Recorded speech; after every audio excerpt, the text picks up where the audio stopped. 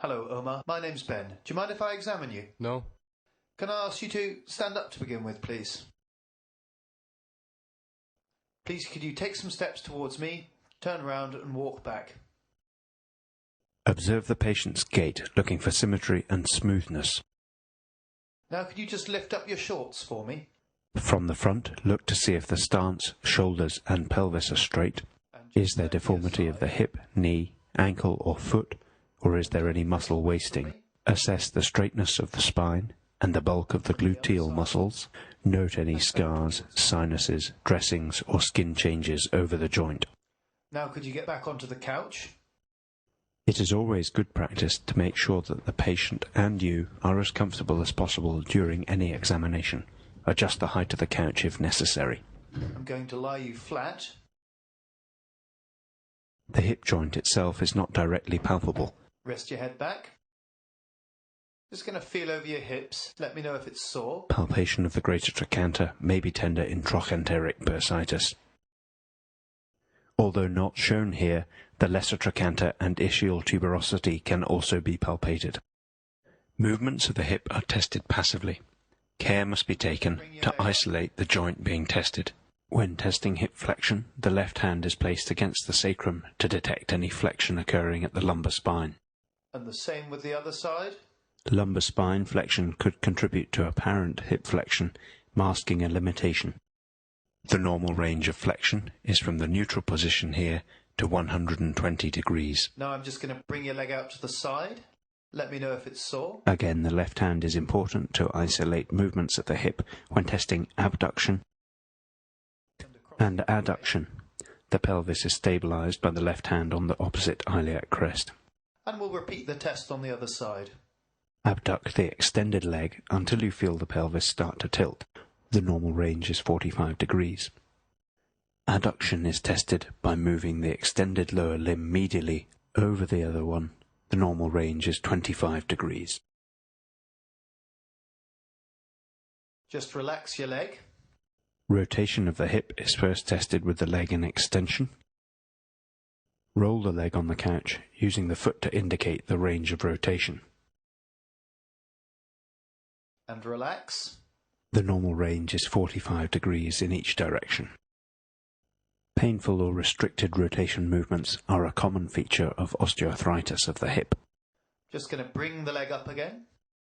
Rotation is also tested with the hip in 90 degrees of flexion. Again, let me know if it's sore. In this position, the leg indicates the range of rotation, but can sometimes be confusing. This maneuver shows internal rotation. And the same with this leg. Flex it up. Watch the patient's face for signs of discomfort, external rotation, and internal rotation. In flexion, the normal range is also 45 degrees in each direction. Could you roll over onto your front? To test hip extension, we need some room posteriorly. For the patient's comfort, make sure that the couch is flat. Again, the left hand palpates the sacrum to detect movements out with the hip. Just going to lift your leg up again. Gently lift each leg in turn to assess the range of extension. And the same with this leg. The normal range is from neutral to 20 degrees of extension. Now roll back over. Next we show the special tests, starting with the Thomas test for fixed flexion deformity. Limited extension, in other words. And again, can I put my arm under your legs? Flex both hips up as far as possible and feel that the lumbar lordosis is eliminated. From this position, we're testing the left hip. Now straighten your left leg and put it flat down onto the couch. Keep the non-test hip and the lumbar spine flexed while the patient extends the other limb. And we'll do the same on the other side. Let me pop my hand under your back and bring your legs up. If the patient cannot get the test leg flat onto the bed, this indicates a flexion deformity. And bring your right leg down, flat onto the couch. Remember that extremes of hip movement may risk dislocation of a total hip replacement. The next special test is to examine for limb shortening. If you just lift your vest up for me and pull your shorts down a touch.